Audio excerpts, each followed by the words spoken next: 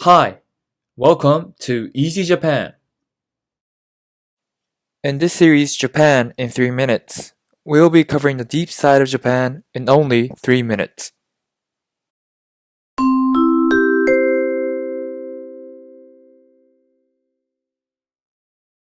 When hearing the word Japan, you might think of the temples and the cherry blossoms, the cultural aspects of Japan. But when taking a look on the working environment, the reality of living in Japan, it is quite different from the sophisticated culture. The reality of Japan is pretty dark. Japanese working culture explained in one word would be stressful. People work hard and devote their lives for work. The majority of the office workers, whom are called salaryman, is dragging themselves to work with a low pay salary and long hours. The word karoshi explains how bad the situation is. As the web media Business Insider explains, Japan's work culture is so intense, people in the 1970s invented a word that translates to death by overwork, which is karoshi. Karoshi, as it's known, involves employees committing suicide or suffering from heart failure and stroke because of long work hours. Sadly, karoshi is not a surprising thing to happen nowadays in Japan. Yes, you might say that blaming everyone is unlogical. Some workers are working diligent and they're passionate about work.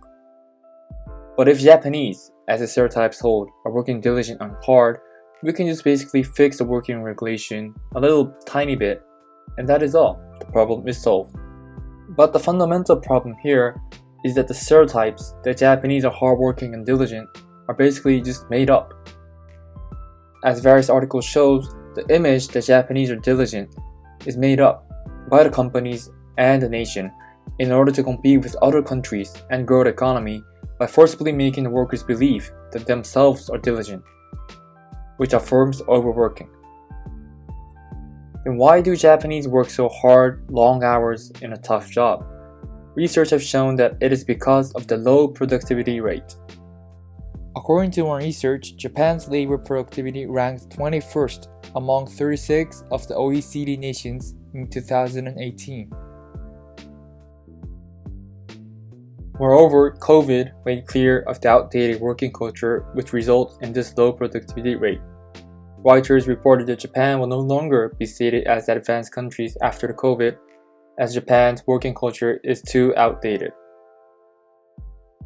This is because Japanese companies love the traditional working rules and conventions.